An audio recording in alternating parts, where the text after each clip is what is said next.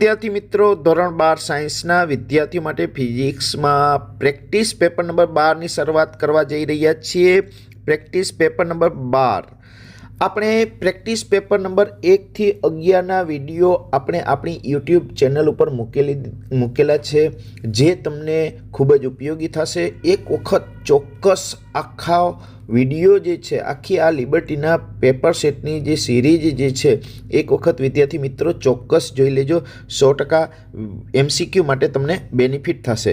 સાથે સાથે આપણે કઈ રીતે બીજી રીતે ફેરવીને પૂછે MCQ, તો એની પણ સાથે સાથે ચર્ચા કરતા ગઈએ છીએ. અને ટ્વિસ્ટ કરેલો હોય તો એની પણ આપણે સમજૂતી આપેલી છે.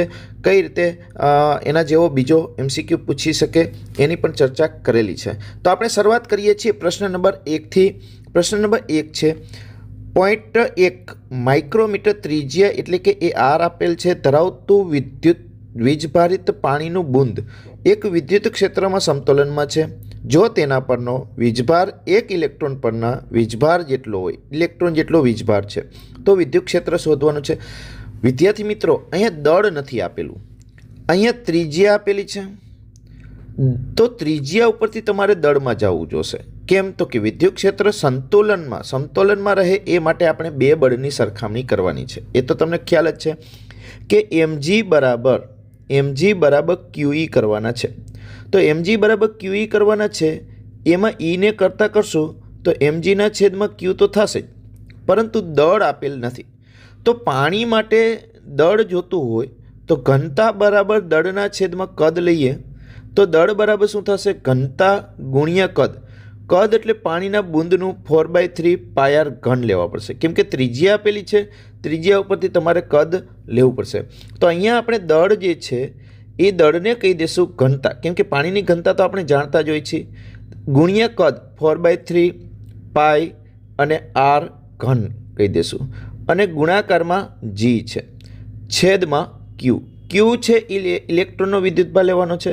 તો આની આપણે કિંમત જાણીએ છીએ. રો છે એની જગ્યાએ આપણે +3 4/3 પાયની કિંમત કેટલી? 3.14. R આપેલા છે 0.1 એનો ઘન કરવો પડશે.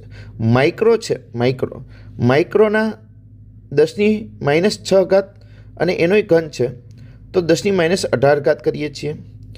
અને ગુણાકારમાં Gનું મૂલ્ય છે 10. ભાગાકારમાં ઇલેક્ટ્રોનનો વિદ્યુતભાર છે 1.6 × 10⁻19 છે. વિદ્યાર્થી મિત્રો, આ બધાનું સાદુરૂપ આપવાનું છે. સાદુરૂપ આપશો એટલે વિદ્યાર્થી મિત્રો અહીંયા તમારે 0.1ની 3 ઘાત છે એટલે 10⁻3 ઘાત થઈ છે. અહીંયા 10⁻18 છે, એમાંથી 10⁻19 કેન્સલ કરીએ એટલે 10⁻2 ઘાત વધશે. અહીંયા 10⁻3 ઘાત છે અને આ 10 છે એટલે 10⁻4 ઘાત. 4 ઘાતમાંથી 2 ઘાત જાય એટલે 10⁻2 ઘાત એટલે 100 વધશે. 100 × 3.14 એટલે 314. 314 × 4 ભાગ્યા 3 અને ભાગ્યા 1.6 કરવાના છે, એટલે D આન્સર આવશે 262 ન્યૂટન પર કુલમ. નેક્સ્ટ પ્રશ્ન જોઈએ. એક n બાજુવાળા એક નિયમિત બહુકોણ એટલે કે પંચકોણ હોઈ શકે, ષટકોણ હોઈ શકે, ચોરસ હોઈ શકે, લંબચોરસ હોઈ શકે, આવું પણ હોઈ શકે, બરાબર, અને આવું પણ હોઈ શકે. આવા n શિરોબિંદુઓ છે. આ બધા n શિરોબિંદુવાળો બહુકોણ છે. બહુકોણ એમાંથી n-1 શિરોબિંદુ ઉપર Q વિદ્યુતભાર રાખવાનો છે, એક પણ નથી રાખવાનો. આના ઉપર રાખ્યો, આના ઉપર રાખ્યો, આના ઉપર રાખ્યો, આના ઉપર રાખ્યો છે. આ ષટકોણ છે તો એમાં 5 ઉપર રાખેલો છે, એક ઉપર રાખેલો નથી. તો આને કઈ રીતે સમજશો? તો કે આના ઉપર ધારો કે છે વિદ્યુતભાર છે Q, તો કેન્દ્ર પાસે વિદ્યુત ક્ષેત્ર શૂન્ય થાય. તો આપણે એ 5 વિદ્યુત ક્ષેત્રનો સરવાળો કરો, સદિશ સરવાળો E1 + E2 + E3 + E4 અને +E5. જો પાંચેય પાસે વિદ્યુતભાર હોય તો એનો સરવાળો શૂન્ય થાય, ખબર છે. તો એક પાસે નથી, તો બાકીના આ 4 જે છે એને આ બાજુ રાખીએ તો બરાબર આ 5મો જે છે એ ઓલી બાજુ જાય તો -E5 થાય. તો આ ચારેયનું મૂલ્ય આ એકલા જેટલું થાય, એકલા જેટલું. તો સિંગલ વિદ્યુત ભારનું વિદ્યુત ક્ષેત્રનું સૂત્ર શું થાય? તો કે KQ/R² થાય. બરાબર છે, કે ક્યુ અપોન આર સ્ક્વેર. તો આપણનો જવાબ શું મળશે? એ. n-1 શિરોબિંદુઓ પર એક શિરોબિંદુ ઉપર વિદ્યુતભાર ન હોય ત્યારે પરિણામી વિદ્યુત ક્ષેત્ર એ એકલા વિદ્યુત ભારના કારણે મળતા વિદ્યુત ક્ષેત્ર જેટલું હોય છે. નેક્સ્ટ પ્રશ્ન જોઈએ. પ્રશ્ન નંબર 3. 2q -q વિદ્યુતભાર ધરાવતા ધાતુના બે સમાન ગોળાઓને એકબીજાથી અમુક અંતરે મૂકતા તેમની વચ્ચે લાગતું બળ F છે. હવે તેમને વાહક તારથી જોડી અને છૂટા પાડી દેતા એટલા જ અંતરે મૂકવામાં આવે તો તેમની વચ્ચે લાગતું નવું બળ કેટલું? પહેલાં આપણે જૂના બળની વાત કરીએ. F. એ F કેવી રીતે આવશે તો કે K.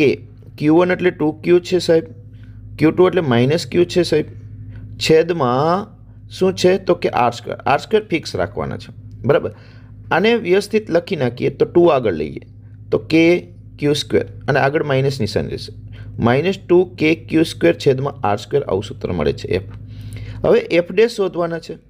F ડેશ શોધવા માટે આ -2q અને આ ક્યુને બેને સંપર્કમાં લઈ આવી તારથી જોડીએ તો બંને વિદ્યુતભારનો સરવાળો -2q પ્લસ q બંનેનો સરવાળો ભાગ્યા 2 કરવા પડે. તો -2q અને q નો સરવાળો q થશે, -q થશે, બરાબર. માઇનસ આ માઇનસ છે, આ પ્લસ છે તો પ્લસ q થશે. આ -q છે, આ +2q છે. તો અહીંયા q/2 બંને ઉપરનો વિદ્યુતભાર કેટલો વધશે તો કે q/2 રહેશે. તો આપણે નવું સૂત્ર F ડેશ મળશે. અહીંયા કે Q1 ડેશની જગ્યાએ એક વિદ્યુતભાર q/2, બીજો વિદ્યુતભાર q/2. અંતર તો એટલું ને એટલું રાખવાનું છે આર સ્ક્વેર.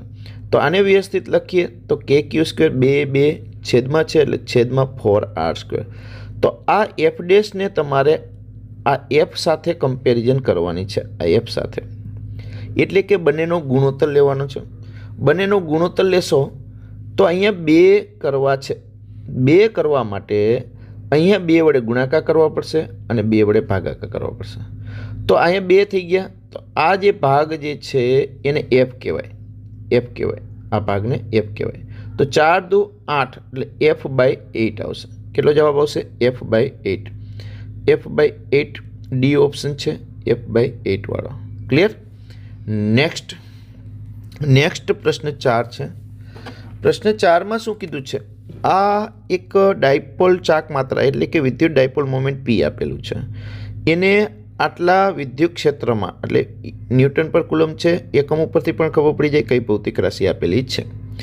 ઈમાં સમાન વિદ્યુત ક્ષેત્રમાં θ30ના કોણે રહેલ છે. તો આ ડાયપોલ પર ટોર્ક સિમ્પલ સૂત્ર છે વિદ્યાર્થી મિત્રો. P આપ્યા છે, E આપ્યા છે, θ આપ્યા છે અને ટોર્ક શોધવાનું છે.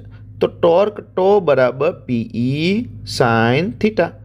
અહીં થીટાની જગ્યાએ 30 મૂકશું, અહીં થીટાની જગ્યાએ શું મૂકી દઈએ આપણે? 30 મૂકી દઈએ. તો પીની કિંમત આપણી પાસે છે 4 × 10⁻9 છે. ઈની કિંમત છે 5 × 10⁴ છે. અને sin 30ની કિંમત 1/2 હોય છે. સિમ્પલ. તો અહીંયા આ 2 દુ 4 અને 5 દુ 10. 10 એટલે 10⁵ થઈ જશે. -9માંથી 5 જાય તો 10⁻4 વધે છે. 10⁻4 એ ઓપ્શન છે, એ ઓપ્શન. ક્લિયર? નેક્સ્ટ જોઈએ. વિદ્યુત ડાયપોલની અક્ષ પર આપેલા બિંદુ પાસે વિદ્યુત ક્ષેત્ર આગળ વ્યવસ્થિત સમજાવેલું છે. આ વિદ્યુત ક્ષેત્ર E અને વિદ્યુત ડાયપોલ મોમેન્ટ P વચ્ચેનો ખૂણો કેટલો હોય? અક્ષ પર બંને સમાન હોય, આપણે સમજાવેલું છે સરસ મજાનું. અક્ષ પર E અને P એક જ દિશામાં હોય, E અને P એક જ દિશામાં. વિષુવરેખા પર E અને P પરસ્પર વિરુદ્ધ હોય, વિરુદ્ધ દિશામાં હોય. આગળ સમજાવેલું છે આકૃતિ દોરીને આગળના પેપરમાં. તો અહીંયા અક્ષ પર પૂછેલું છે. તો અક્ષ ઉપર E અને P એક જ દિશામાં હોવાથી બંને વચ્ચેનો ખૂણો જે છે એ 0 થશે. વિષુવરેખા પર પૂછ્યું હોત તો પાય આવત. વિષુવરેખા પર પૂછેલું હોત તો પાય આવત. નેક્સ્ટ પ્રશ્ન નંબર 6 જોઈએ. પ્રશ્ન નંબર 6માં જો સરસ મજાની આકૃતિ આપી છે. અહીં -σ છે, અહીં -2σ છે અને σ છે. આપણે P બિંદુએ પરિણામી વિદ્યુત ક્ષેત્ર શોધવું છે. XY તલને સમાંતર Z0 છે ZA, એટલે કે અહીંયા Z0 છે, અહીંયા A છે અને અહીંયા 3A છે. તો P બિંદુ પાસે વિદ્યુત ક્ષેત્ર શોધવું છે. સિમ્પલ. પહેલાં P બિંદુ પાસે બધાની વિદ્યુત ક્ષેત્રની દિશા નક્કી કરી લઈએ. આ પ્લસ છે તો પ્લસમાંથી વિદ્યુત ક્ષેત્ર બહાર આવે, અને આપણે અહીંથી આપણે ગણીએ Z બરાબર 0 પાસેથી. આને આપણે E1 કહી દઈએ, આને આપણે E2 કહી દઈએ અને આને આપણે E3 કહી દઈએ. E3. તો આ 1 નંબરનું માઇનસ છે, માઇનસમાં વિદ્યુત ક્ષેત્ર અંદર તરફ જાય. તો P બિંદુ પાસે અંદર તરફ છે. હાલો, E1 નીચે તરફ છે. E2 માઇનસ છે તો P પાસે E2 નીચે તરફ છે. E2 નીચે તરફ છે. E3 પ્લસ છે, પ્લસમાં બહાર નીકળે તો P પાસે અહીંયા E3 નીચે તરફ છે. બધાની દિશા નીચે તરફ છે એટલે આ Z અક્ષ ધન દિશામાં છે, તો આ બધી K કેરેટ આવશે. ક્ષેત્ર જે છે એ પરિણામી વિદ્યુત ક્ષેત્ર E બરાબર આ બધાનો સરવાળો પણ નીચેની દિશામાં છે એટલે માઇનસ, અને કાઉન્સની બહાર આવશે K કેરેટ. બરાબર છે. તો આના કારણે સિગ્મા અપોન 2 એપ્સિલન 0, બીજી પ્લેટના કારણે પ્લસ 2 સિગ્મા અપોન 2 એપ્સિલન 0, અને ત્રીજી પ્લેટના કારણે પ્લસ સિગ્મા અપોન 2 એપ્સિલન 0. તો બધાના છેદમાં 2 એપ્સિલન 0 છે, 2 એપ્સિલન 0 કોમન. K કેરેટ ઉપર 2 સિગ્મા એટલે 4 સિગ્મા, 4 સિગ્મા અપોન 2 એપ્સિલન 0 એટલે આ છેદ ઉડાડી દઈએ તો 2 સિગ્મા અપોન એપ્સિલન 0 અને માઇનસ K કેરેટ. તો 2 સિગ્મા અપોન એપ્સિલન 0 અને માઇનસ K કેરેટ એટલે કે આપણને એ ઓપ્શન મળે છે, એ ઓપ્શન. નેક્સ્ટ પ્રશ્ન જોઈએ, પ્રશ્ન નંબર 7. સમાન વિદ્યુત ક્ષેત્રમાં આવેલા 3 બિંદુઓ A, B અને C માટે વિદ્યુત સ્થિતિમાન. તમને ખબર છે વિદ્યુત ક્ષેત્રની દિશામાં વિદ્યુત સ્થિતિમાન ઘટે. વિદ્યુત ક્ષેત્રની દિશામાં વિદ્યુત સ્થિતિમાન ઘટે તો આ બિંદુ છે એ વિદ્યુત ક્ષેત્રની દિશામાં વધારે છે, તો અહીંયા ઓછું હશે, અહીંયા એનાથી વધારે, સૌથી વધારે આ વિદ્યુત ક્ષેત્રની વિરુદ્ધ દિશામાં વધારે છે. આમ આ અહીંથી આટલું દૂર છે, અહીંથી આટલું દૂર છે C બિંદુ, એ બિંદુ આટલું દૂર છે, એટલે VB પાસે સ્થિતિમાન વધારે છે, B પાસે સ્થિતિમાન મહત્તમ હશે. નેક્સ્ટ પ્રશ્ન જોઈએ. કોઈ એક વિસ્તારમાં વિદ્યુત સ્થિતિમાનનું સૂત્ર આપ્યું છે, તેના પરથી એક બિંદુ પાસે વિદ્યુત ક્ષેત્રનો સદિશ શોધવાનો છે. વિદ્યાર્થી મિત્રો, વિદ્યુત સ્થિતિમાનનું સૂત્ર આપ્યું હોય, વિદ્યુત ક્ષેત્ર સદિશ રાશિ છે, તો એ સદિશ સ્વરૂપે શોધવી હોય તો દરેક ઘટકનું વિકલન કરવું પડે.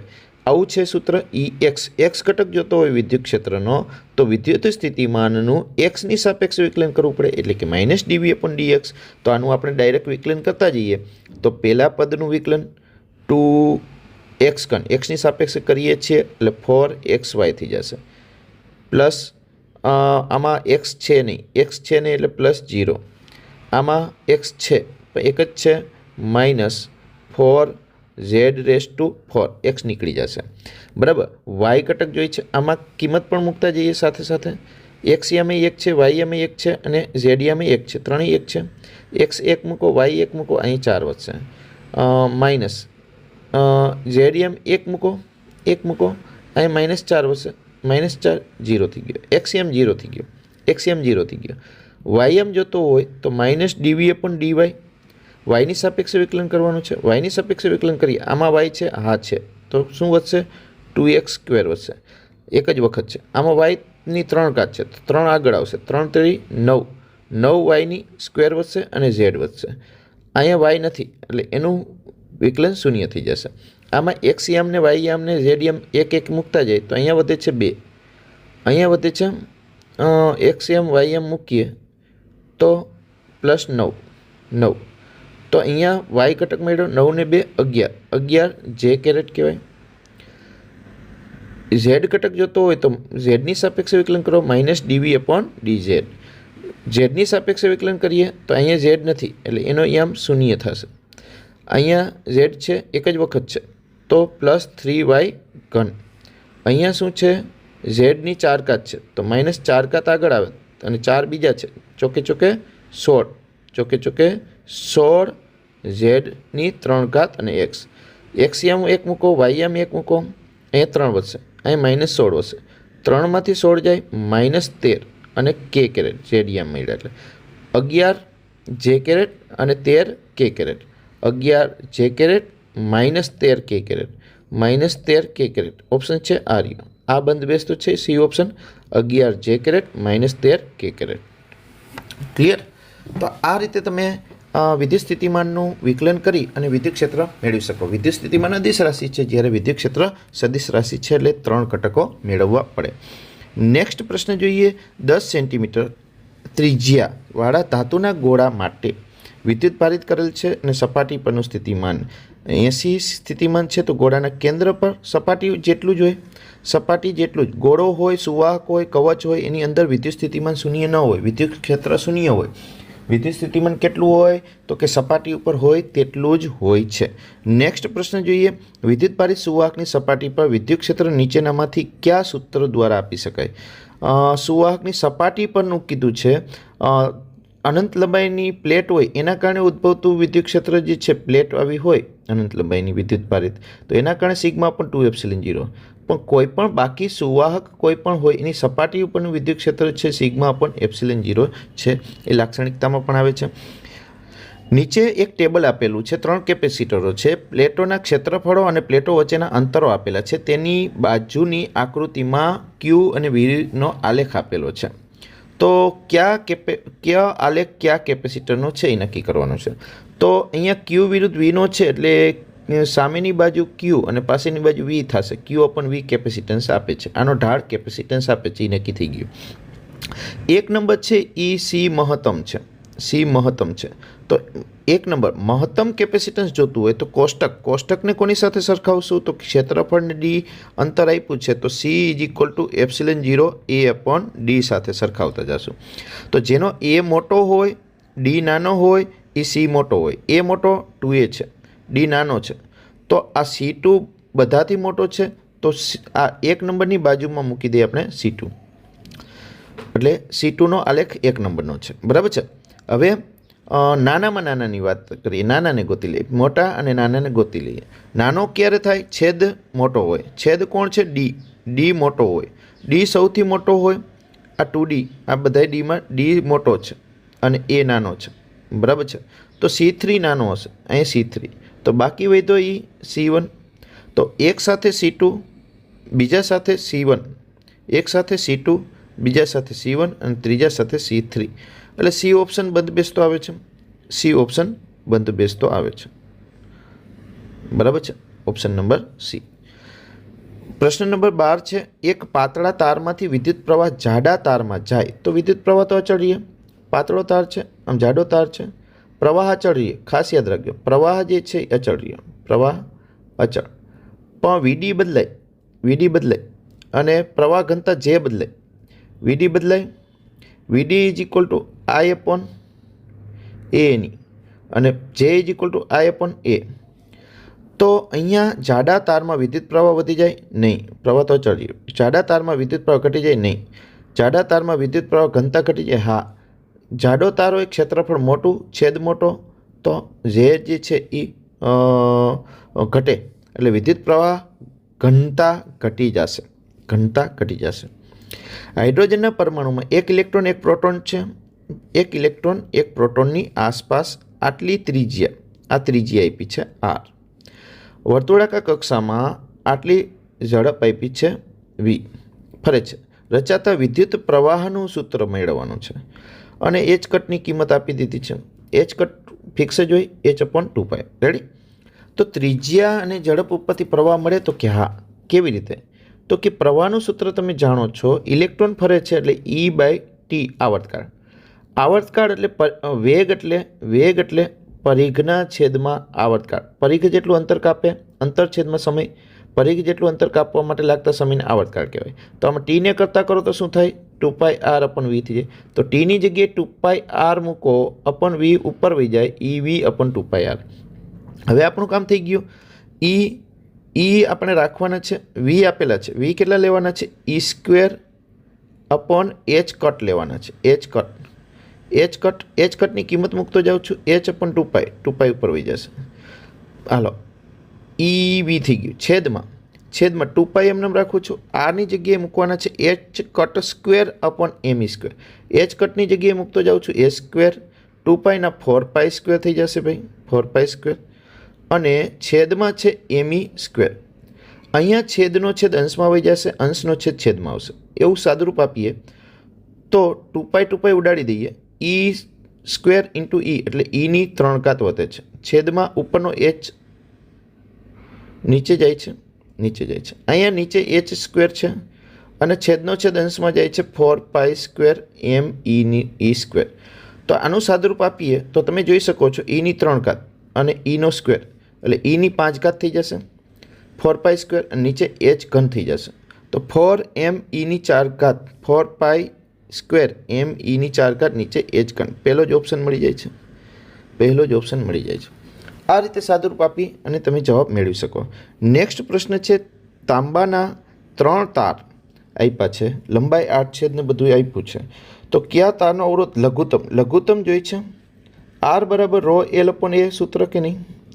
આ આર બરાબર રો એલ અપોન એમાં લઘુત્તમ અવરોધ જોતો હોય તો એ જે છે એ મોટો હોવો જોઈએ અને એલ જે છે એ નાનો હોવો જોઈએ. તો એ મોટો હોય એવો અને એલ નાનો હોય એવો આ ઓપ્શન છે. તો બધા તારનો અવરોધ સમાન હોય નહીં. 2a 8 છેદના ક્ષેત્રફળ ધરાવતા તારનો અવરોધ લઘુત્તમ હોય તો આ મળી જાય છે 2a ક્ષેત્રફળ. બરાબર છે. નેક્સ્ટ ગતિમાન વિદ્યુતભાર ખાલી જગ્યાના કારણે ઉર્જા મેળવે છે. ગતિમાન વિદ્યુતભાર હંમેશા ઉર્જા વિદ્યુત ક્ષેત્રના કારણે જ મેળવે. યાદ રાખજો, ઉર્જા જે છે એ વેગનું મૂલ્ય બદલાય તો ઉર્જા મળે, વેગની દિશા બદલાય તો ઉર્જા ન મળે. અને ચુંબકીય ક્ષેત્ર ફક્ત વેગની દિશા જ બદલે છે. એટલે ગતિમાન વિદ્યુતભાર વિદ્યુત ક્ષેત્રના કારણે જ ઉર્જા મેળવી શકે. નેક્સ્ટ પ્રશ્ન છે કેથોડ કિરણનું એક પુંજ 5 × 10⁶ મીટર પર સેકન્ડ એટલે આ શું આપ્યું છે? વેગની ઝડપ સાથે એકબીજાને પરસ્પર લંબ હોય તેવા વિદ્યુત અને ચુંબકીય ક્ષેત્રમાં પ્રવેશે છે. કેથોડ કિરણ એટલે ઇલેક્ટ્રોનની કિરણાવલી, એ ખાસ યાદ રાખવાનું છે. અને વિદ્યુત અને ચુંબકીય ક્ષેત્રમાં પ્રવેશે છે અને આ ક્ષેત્રમાંથી વિચલન થયા વિના બહાર નીકળે છે. વિચલન નથી થતો એટલે ચુંબકીય બળ ન લાગે, ખાલી શું થશે?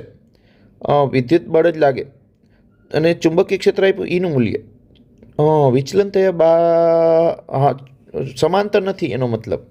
તો ઈ અને બી પરસ્પર લંબ હશે તો ચુંબકીય બળના કારણે દિશા બદલાય પણ બંને બળ સમાન હશે. ચુંબકીય બળ લાગશે પણ સમાન હશે, વિચલન નથી થતું. એટલે બંને બળ સમાન હોય તો આપણે વેગ પસંદગીકારનું સૂત્ર છે ઈ અપોન બી બરાબર વી.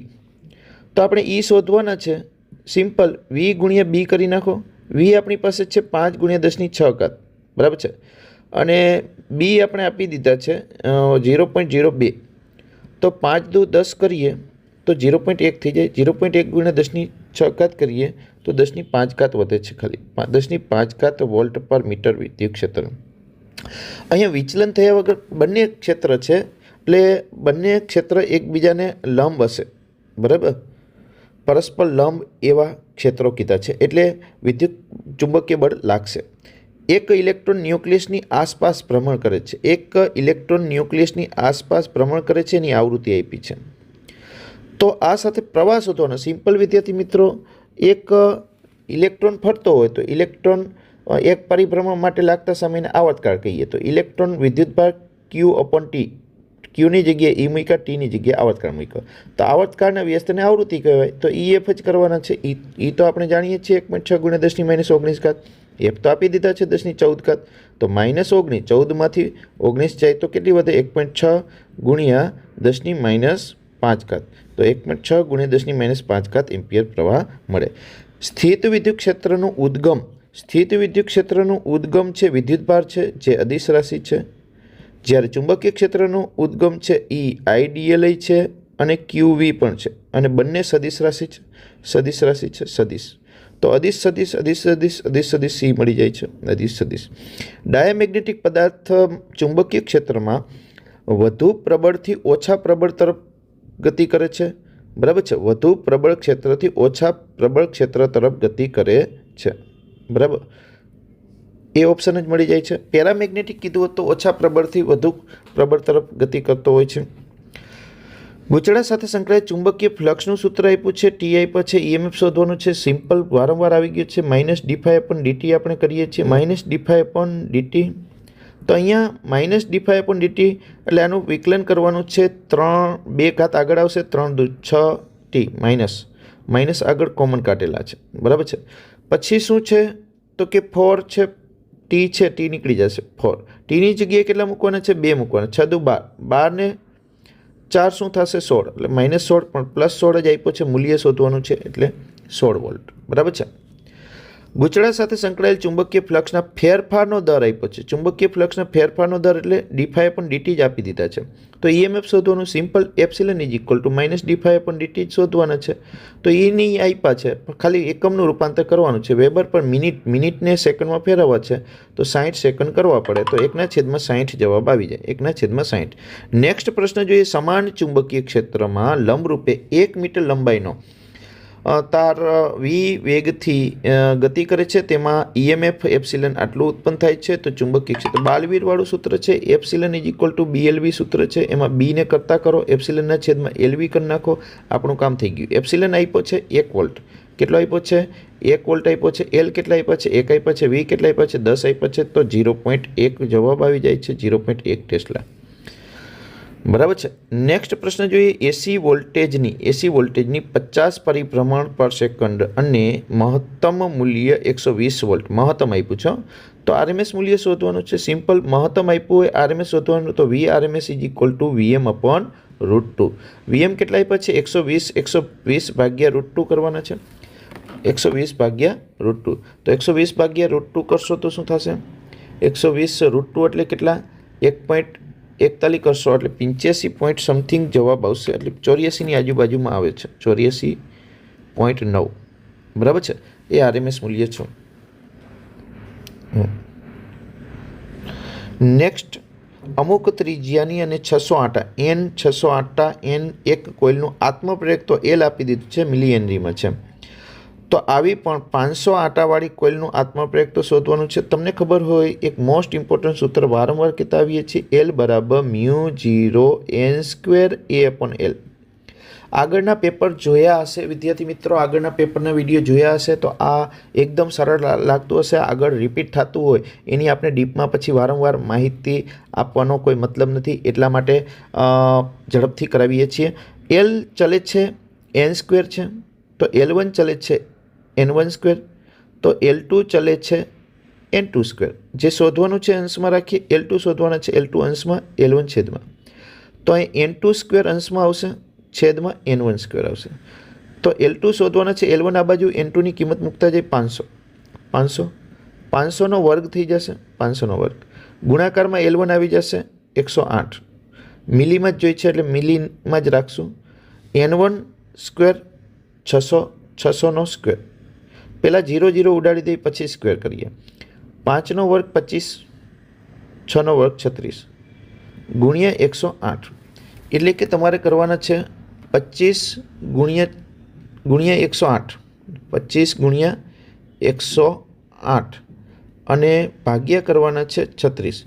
તો 75 જવાબ આવે છે. 75. બરાબર છે. નેક્સ્ટ પ્રશ્ન જોઈએ. 25મો, આકૃતિમાં દર્શાવેલ એસી પરિપથમાં પાવર ફેક્ટર એટલે cos phi જ આપી દીધા છે 0.6. તો આરનું મૂલ્ય શોધવાનું છે. આર શોધવાનું છે.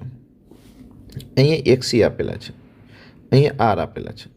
તો તમે જાણો છો cos phi is equal two R/Z. તો Z is equal two √R² plus XC². R² plus XC².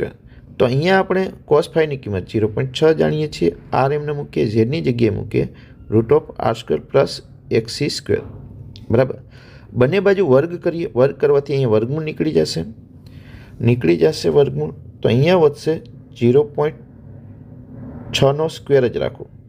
બરાબર. R² ગુણાકારમાં આવશે વત્તા 0.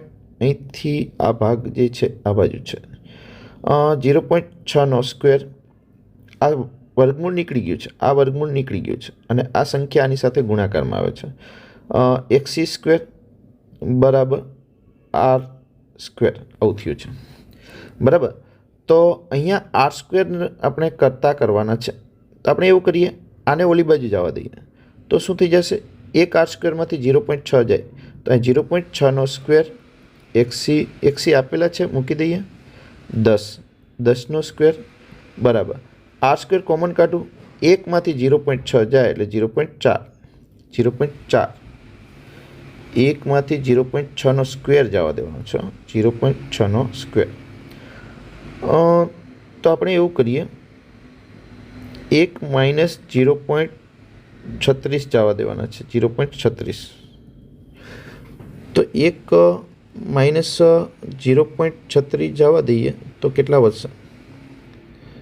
-0.36 એટલે 0.64 વધશે, બરાબર. અહીંયા 0.64 વધશે. ચાલો હવે વર્ગમૂળ કરી નાખીએ. તો અહીંયા 0.6 ગુણ્યા 10 વધે છે, અહીંયા r વધે છે, 0.64નું વર્ગમૂળ 88 64 એટલે 0.8 વધે છે. તો અહીંયા 0.6 ગુણ્યા 10 એટલે 6 થઈ જશે. 6 ભાગ્યા 0.8 કરવાના છે, 6 ભાગ્યા 0.8 એટલે 60 ભાગ્યા 8 કરવાના છે. 60 ભાગ્યા 8 કરશો એટલે કેટલા થશે? 7.5. 7.5. તો 7.5 ઓહમ જવાબ આવે છે, બરાબર છે. આ રીતે થઈ શકે. નેક્સ્ટ પ્રશ્ન જોઈએ. જ્યારે પ્રવાહ વોટલેસ હોય, વાસ્તવિક પ્રવાહ અને વાસ્તવિક વોલ્ટેજ વચ્ચેનો કડા તફાવત π/2 હોય. કેમ કે વોટલેસ ત્યારે શક્ય બને કાં માત્ર કેપેસિટર હોય, કાં માત્ર ઇન્ડક્ટર હોય, કાં કેપેસિટર ઇન્ડક્ટર હોય. તો કડા તફાવત કેટલો રહેશે? π/2નો રહેશે. બે શહેરો વચ્ચે અંતર 150 કિલોમીટર છે. ઇલેક્ટ્રિક પાવર એક શહેરથી બીજા શહેરમાં કોપરના તાર વડે મોકલવામાં આવે છે. વોલ્ટેજ ડ્રોપ 8 વોલ્ટ પર કિલોમીટર છે. તો ટોટલ વોલ્ટેજ ડ્રોપ કેટલો થશે? 150 કિલોમીટર છે અને 1 કિલોમીટરના 8 વોલ્ટ છે. તો આપણે શું કરવું પડશે? 150 ગુણ્યા કેટલા કરવા પડશે? 8 તો 120, 15 × 120 એટલે 1200 વોલ્ટ થયા. પછી સરેરાશ અવરોધ 0.5 ઓહમ પર કિલોમીટર. તો કુલ અવરોધ કેટલો થશે? 150 ગુણ્યા કેટલા કરવા પડશે? 0.5 એટલે 75.5 એટલે 1/2 75 ઓહમ અવરોધ થશે. પછી શોધવાનું શું છે? તારમાં પાવર V. તો P = V²/R. V આપ્યા છે 1200, 1200નો સ્ક્વેર કરવાનો, એને ભાગ્યા 75 કરવાના.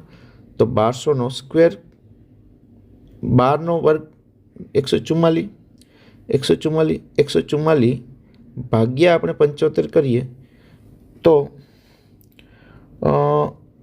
144 ભાગ્યા 75 1.92 આવે છે. તો 10⁴ 1.92 ગુણ્યા 10⁴. એને શું કહેવાય? 19.2 ગુણ્યા 10⁻³ ને કહી દઈએ કિલોવોટ. તો 19.2 કિલોવોટ જવાબ આવે છે, બરાબર. પાવર કિલોવોટમાં આપ્યો છે. નેક્સ્ટ, સમતલ અને બહિર્ગોળ લેન્સની વક્રતા ત્રિજ્યા આપી છે r 20 સેન્ટીમીટર. દ્રવ્યનો વક્રી પૂર્ણાંક આપ્યો છે. તો માત્ર તેની વક્ર સપાટી તરફ રહેલી વસ્તુઓ માટે બહિર્ગોળ લેન્સ તરીકે વર્તે? ના. બંને બાજુ બહિર્ગોળ લેન્સ તરીકે વર્તે તેની વક્ર સપાટી તરફ રહેલી વસ્તુઓ માટે? ના. વસ્તુઓ કઈ સપાટી તરફ મૂકેલી છે તે ધ્યાન પર લીધા સિવાય તે બહિર્ગોળ લેન્સ તરીકે વર્તે છે, એટલે કે ઓપ્શન આવશે સી. બંને બાજુથી એને બહિર્ગોળ લેન્સ તરીકે વિચારી શકાય.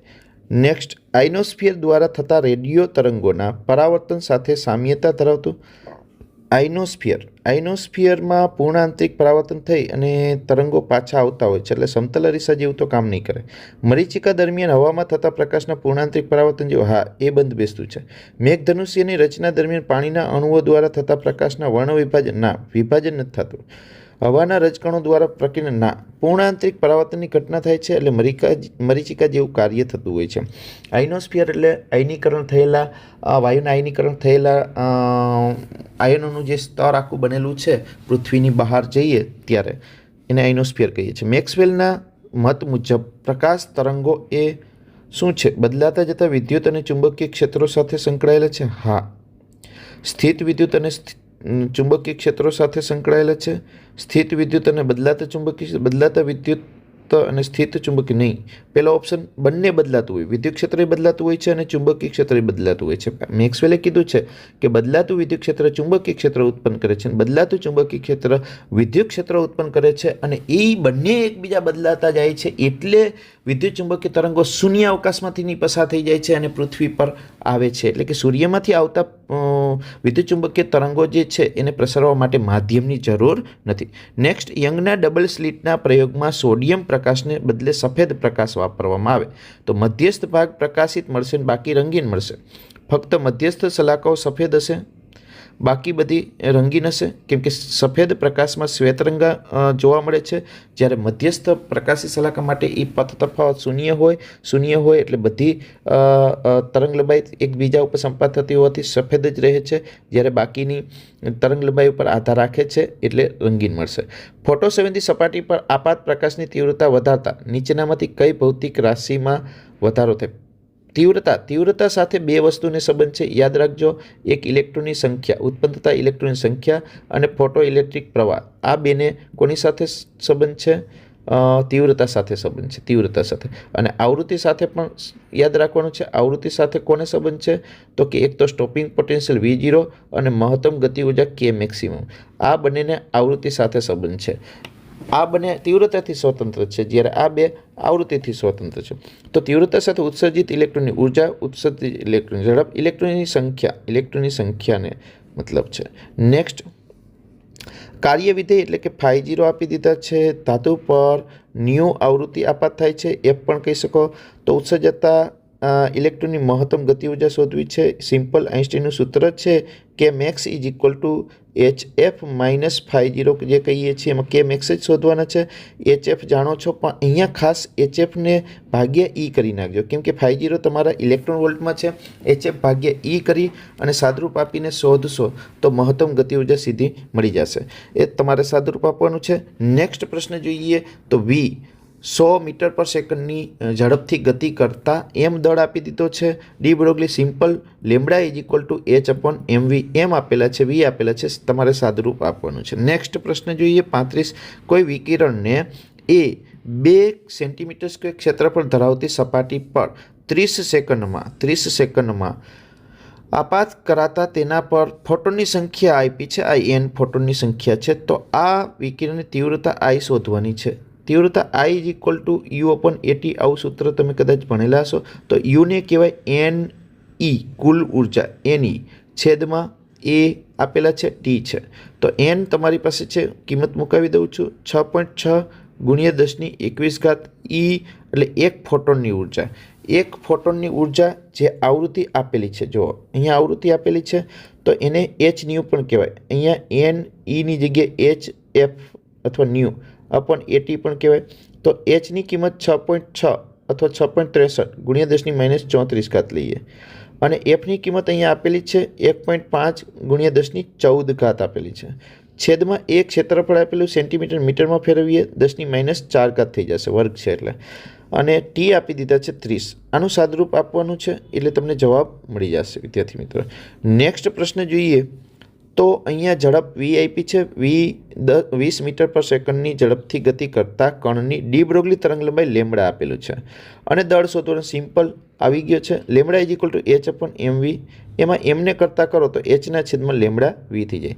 H તમારી પાસે છે, લેમ્બડા આપી દીધો છે. લેમ્બડા એંગસ્ટ્રોમને તમારે મીટરમાં ફેરવવાના, 10⁻10 કરવાના, અને V આપી દીધો છે. સાદરૂપ આપશો એટલે જવાબ મળી જશે. નીચા દબાણે વાયુના વિદ્યુત ડિસ્ચાર્જની ઘટના દરમિયાન નળીમાં દેખાતા રંગો શાના કારણે હોય છે? તમને ખબર છે સંક્રાંતિ થતી હોય છે. વાયુના પરમાણુના જુદા જુદા ઇલેક્ટ્રોન વચ્ચેની અથડામણ નહીં. પરમાણુમાં રહેલા ઇલેક્ટ્રોનની ઉત્તેજિત અવસ્થા, હા. પરમાણુ વચ્ચેની અથડામણ, કેથોડ કિરણોમાંથી ઉત્સર્જિત વિદ્યુતભારિત કણો વચ્ચેની અથડામણ નહીં. પરમાણુમાં રહેલા ઇલેક્ટ્રોનની ઉત્તેજિત અવસ્થા, એક અવસ્થામાંથી બીજી અવસ્થામાં સંક્રાંતિ કરે છે ત્યારે અસતત રેખાઓ જોવા મળે છે વર્ણપટમાં, ચોક્કસ અને અસતત રેખાઓ, જે ફિંગરપ્રિન્ટ જેવું કામ કરે છે પરમાણુ માટે, એ તમે જાણો છો. નેક્સ્ટ પ્રશ્ન જોઈએ. H2 પરમાણુની પ્રથમ અને દ્વિતીય ઉત્તેજિત અવસ્થામાં ઉર્જાનો ગુણોત્તર.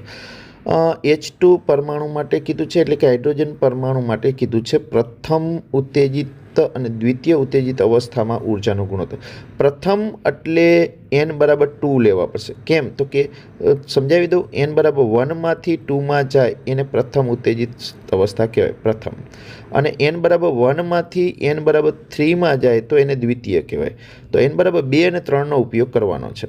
તો પ્રથમ શબ્દ છે એટલે ઉર્જા E2 છેદમાં દ્વિતીય માટે E3. તો ઉર્જા છે N is equal two -13.6/n² સૂત્ર છે વિદ્યાર્થી મિત્રો, -13.6/n², બરાબર છે, દેખાતું જશે. હા, તો અહીંયા n2 અંશમાં છે તો અહીંયા 2 છેદમાં આવશે, 2નો વર્ગ છેદમાં આવશે. અહીંયા 3 છેદમાં છે તો અહીંયા 3નો વર્ગ અંશમાં આવશે. તો 3નો વર્ગ 9 થશે, 2નો વર્ગ 4 થશે, તો 9/4 જવાબ આવશે, 9/4. નેક્સ્ટ પ્રશ્ન જોઈએ. હાઇડ્રોજન પરમાણુમાં પ્રથમ કક્ષા માટે ન્યૂનતમ ઉત્તેજિત સ્થિતિમાન. પ્રથમ કક્ષા માટે ન્યૂનતમ ઉત્તેજિત સ્થિતિમાન, પ્રથમમાંથી તરતમાં જવું હોય તો કેટલી ઉર્જા જરૂર પડે ભાઈ? બીજી કક્ષામાં, પ્રથમ કક્ષામાં ઉર્જા છે, પ્રથમ કક્ષામાં તમને ખબર છે -13.6 ઇલેક્ટ્રોન વોલ્ટ ઉર્જા છે, બીજી કક્ષામાં -3.4. તો આ બે વચ્ચેનો તફાવત કેટલો થશે? તો કે 10.2 થશે. કેટલો થશે? 10.2. સ્થિતિમાન એટલે ઉત્તેજિત સ્થિતિમાન એટલે તફાવત. હાઇડ્રોજન પરમાણુમાં ઇલેક્ટ્રોનની ધરા અવસ્થામાં સ્થિતિ ઉર્જા આપી છે, તો પ્રથમ ઉત્તેજિત અવસ્થામાં ગતિ ઉર્જા પૂછી છે. ધરા અવસ્થામાં, પ્રથમ ઉત્તેજિત અવસ્થામાં n બરાબર 1માં આપી છે, તો n બરાબર 2માં શોધવાની છે. n બરાબર 1માં -13.6 હોય તો તમે જાણો છો ઉત્તેજિત અવસ્થામાં ગતિ ઉર્જા શોધવાની થાય છે. તો બીજી કક્ષામાં કુલ ઉર્જા -3.4 હોય. કુલ ઉર્જા -3.4 હોય તો ગતિ ઉર્જા કુલ ઉર્જા જેટલી જ હોય છે, કુલ ઉર્જા જેટલી જ હોય છે, પણ +3.4 હોય છે. તો આમાંથી +3.4 ઓપ્શન છે ડી.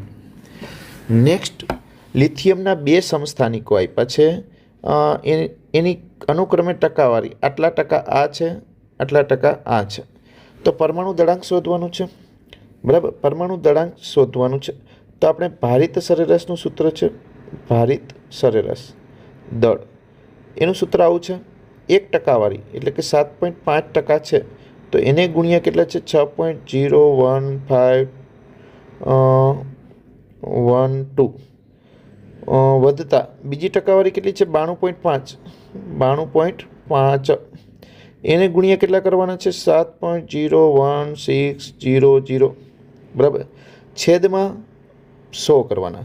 આમાં સિમ્પલ રીતે સમજવા જઈએ તો 7થી ઓછું હશે, 6થી વધારે હશે. 7થી ઓછું, 6થી વધારે એવો ઓપ્શન કયો છે? કેમ? તો કે સરેરાશ દળ જોઈ છે.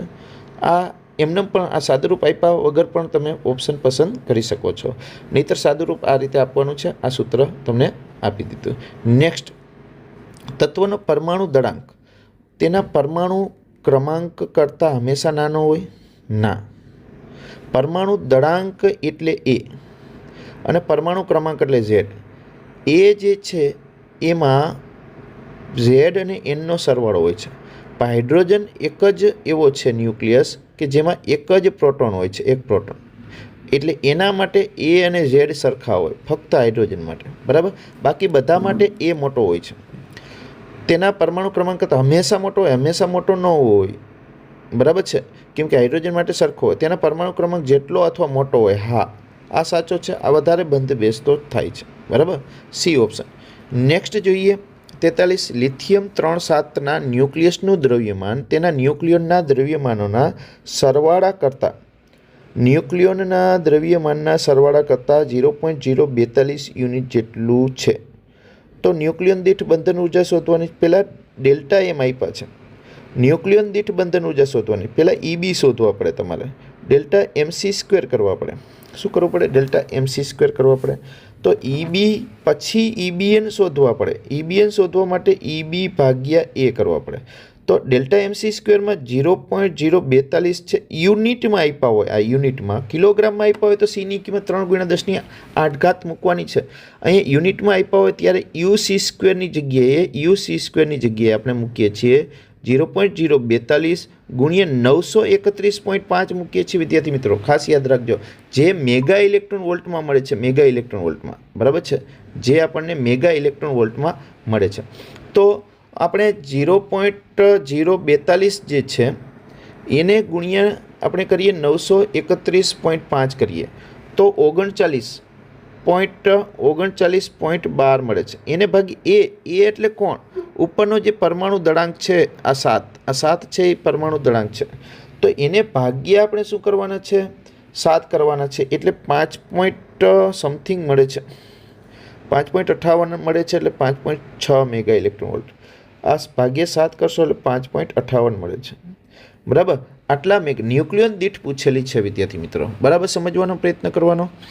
નેક્સ્ટ પ્રશ્ન જોઈએ. જો પ્રોટોનમાં રહેલ દ્રવ્યનું સંપૂર્ણપણે ઉર્જામાં રૂપાંતર થતું હોય, પ્રોટોનમાં જેટલું દ્રવ્ય છે એનું સંપૂર્ણપણે રૂપાંતર થતું હોય તો કેટલા? તો કે 931 મેગા ઇલેક્ટ્રોન. હમણાં આપણે આનો ઉપયોગ કર્યો અહીંયા યુની જગ્યાએ. બરાબર છે.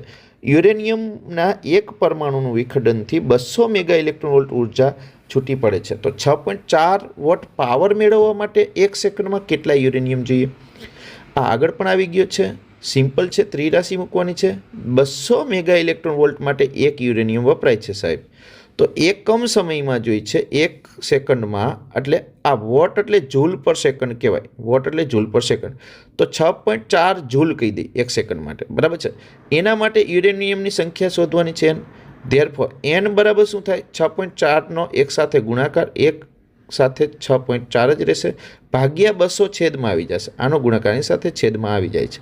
200 મેગાના મૂકવાના છે 10⁶ ઘાત, અને ઇલેક્ટ્રોન વોલ્ટના મૂકવાના છે 1.6 × 10⁻−19. બરાબર.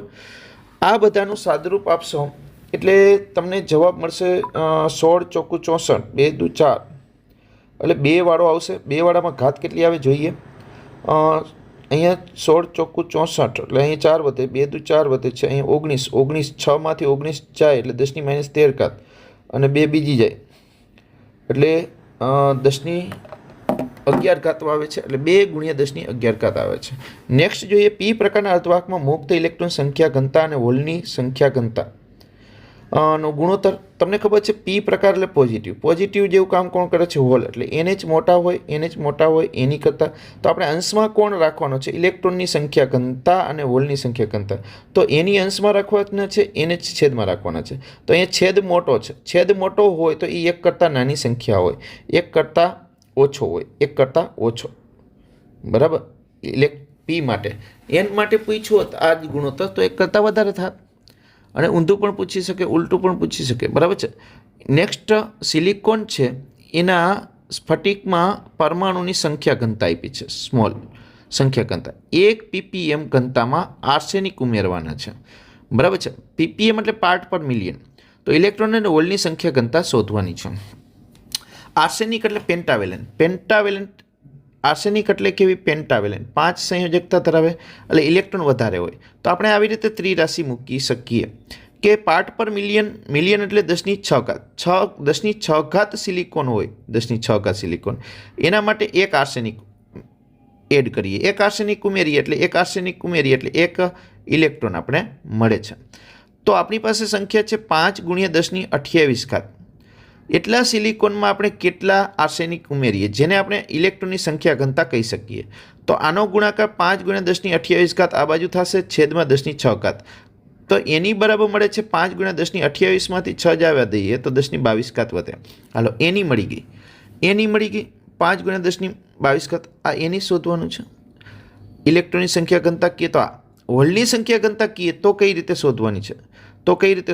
તો એનું સૂત્ર છે એની ગુણ્યા NH બરાબર ઇન્ટ્રિન્સિક સંખ્યા ઘનતા છે NI, જે આપેલી છે. જુઓ તો અહીંયા NHને કરતા કરીએ તો NI એટલે આપેલા છે 1.6 × 10⁻16 ઘાત. એનો સ્ક્વેર કરવાનો છે અને ભાગ્યા કરવાના છે 5 × 10⁻22 ઘાત. 16નો વર્ગ 256 એટલે 2.56 થશે. 2.56 × 10⁻16 ઘાતનો વર્ગ થશે 32 ઘાત. 10⁻16 ઘાત છે એટલે 32 ઘાત. તો 2.56 × 10⁻32 ઘાત, અને 32 ઘાતમાંથી 22 જઈએ એટલે 10⁻10 ઘાત વધે. 10 ઘાત વધે અને 2.56 ભાગ્યા તમે કરો છો 5, એટલે અહીંયા 1.6 2.56 ભાગ્યા 5 કરીએ એટલે 0.5 મળે છે. અહીંયા ઉપર 16 નથી, સોરી મારી ભૂલ છે, 1.5 આપેલા છે. 1.5 આપેલા છે એટલે ઘાત મેળે આવી જાય છે. આ ઘાત મેળવી જાય છે 4.5 ગુણ્યા 10⁹ વાળો. હોલની સંખ્યા ઘનતા પૂછે તો આ જવાબ છે. ઇલેક્ટ્રોનની સંખ્યા ઘનતા આ જવાબ છે. આ બેઠું રાખેલું છે એટલે અહીં પ્રશ્ન પૂછવામાં ભૂલ છે. કાં એને બંને ઓપ્શન આપવા જોઈએ, બેની જોડીમાં ઓપ્શન આપવા જોઈએ. નેક્સ્ટ જોઈએ તો એલ્યુમિનિયમ. એલ્યુમિનિયમ એ ધાતુ છે. ધાતુ છે. સિલિકોન એ અર્ધવાહક છે. અર્ધવાહક, બરાબર. ટુકડાને ઓરડામાં 100 કેલ્વિન તાપમાન રાખવામાં આવે. 100 કેલ્વિન. ઓરડાનું તાપમાન છે ને વાસ્તવમાં 300 કેલ્વિન હોય. તો 100 કેલ્વિન એટલે ઠંડુ પાડ્યું કહેવાય. ઠંડુ પાડો ને તો ધાતુ પદાર્થની અવરોધકતા ઘટે. ધાતુ પદાર્થનો અવરોધ ઘટે. એલ્યુમિનિયમનો ઘટે. જ્યારે સિલિકોનનો અવરોધ વધે. સિલિકોન અર્ધવાહક છે. અર્ધવાહકનું તાપમાન વધારતા અવરોધ ઘટે. તાપમાન ઘટાડતા અવરોધ વધે. ઊંધું છે. 0 કેલ્વિન તાપમાને અર્ધવાહકનો અવરોધ અનંત હોય, અવાહક તરીકે વર્તે, સંપૂર્ણ અવાહક તરીકે વર્તે. યાદ રાખવાનું છે એ બધું. તો અહીંયા એલ્યુમિનિયમનો અવરોધ ઘટશે કેમ કે તાપમાન ઘટાડેલું છે. જ્યારે સિલિકોનનો અવરોધ વધશે. બરાબર છે. જો તાપમાન વધારેલું હોય તો એલ્યુમિનિયમનો અવરોધ વધે અને સિલિકોનનો અવરોધ ઘટે. તાપમાન વધારેલું હોય 300 કેલ્વિન કરતાં વધારવામાં આવે એમ કહે તો. ઓલું ઓરડામાં હતું એમાં ઓરડાના તાપમાનથી 100 કેલ્વિન કર્યું છે. બરાબર છે, એટલે ઘટાડ્યું કહેવાય. નેક્સ્ટ, પીએન જંકશન ડાયોડમાં વિદ્યુત વિભવ ઉત્પન્ન થવાનું કારણ. વિદ્યુત વિભવ જે છે એ વિદ્યુત સ્થિતિમાનનો તફાવત છે જે ધન આયન અને ઋણ આયનના કારણે ઉત્પન્ન થાય. એટલે કે ધન આયન અને ઋણ આયન હોય છે. જંકશનની નજીક ધન વીજભારનું ડિપ્લેશન, જંકશન પાસે ધન વીજભારની સાંદ્રતા, જંકશન પાસે ઋણ બંનેની સાંદ્રતા. જંકશન પાસે ધન અને ઋણ સાંદ્રતાના કારણે, કેમ કે સંખ્યા ઘનતાનો તફાવત જે છે એના કારણે ડિફ્યુઝન થાય છે. એનમાં મેજોરિટી ચાર્જ એવા ઇલેક્ટ્રોન હોય છે જે પીમાં જાય છે અને પીમાં મેજોરિટી ચાર્જ એવા હોલ હોય છે જે એનમાં ડિફ્યુઝ થાય છે. બંને એકબીજામાં ડિફ્યુઝ થાય છે સાંદ્રતાના તફાવતના કારણે અને વિદ્યુત વિભવ રચાય છે. નેક્સ્ટ જોઈએ, એક પીએન જંકશન ડાયોડમાં ફોરવર્ડ બાયસ વોલ્ટેજનું મૂલ્ય 0.6 થી 0.5 થાય છે ત્યારે પ્રવાહ 1 થી 3 થાય છે. તો ડાયનેમિક અવરોધ સિમ્પલ છે. ડેલ્ટા આર બરાબર ઓહમના નિયમ મુજબ ડેલ્ટા વી છેદમાં ડેલ્ટા આઈ કરવાના છે. ડેલ્ટા વી એટલે બે વોલ્ટેજનો તફાવત 0.7 માઇનસ 0.6 છેદમાં 3 માઇનસ 1 પણ મિલી એમ્પિયરમાં છે. એમ્પિયરમાં ફેરવા 10⁻³ કોમન કાઢ્યા. ઉપર વધ્યા 0.1, નીચે વધ્યા 2 અને 10⁻³ ઉપર જાય તો ઉપર થાય છે 100 ભાગ્યા 2 એટલે 50 ઓહમ. 50 ઓહમ મળે છે. 50 ઓહમ ઓપ્શન એ આવે છે. તો અહીંયા આપણે આ પેપર જે છે એના પ્રશ્નો પૂરા કર્યા છે. 50 પ્રશ્નો. વિદ્યાર્થી મિત્રો કોમેન્ટ કરતા રહેજો. નેક્સ્ટ પેપર પણ જોતા રહેજો. આપણે મોસ્ટ આઈએમપી સુપર 7 પેપર ટૂંક સમયમાં આપણે મૂકવાના છીએ આપણી યુટ્યુબ ચેનલ ઉપર, બરાબર. અને મોસ્ટ આઈએમપી 110 દાખલા 1 થી 14 ચેપ્ટરના મોસ્ટ ઇમ્પોર્ટન્ટ 110 દાખલા પણ આપણે આપવાના છીએ. ટૂંક સમયમાં તે આવી જશે વિદ્યાર્થી મિત્રો. તો સાથે જોડાયેલા રહ્યો અને બીજા વિદ્યાર્થીઓને પણ શેર કરો. થેન્ક યુ વિદ્યાર્થી મિત્રો.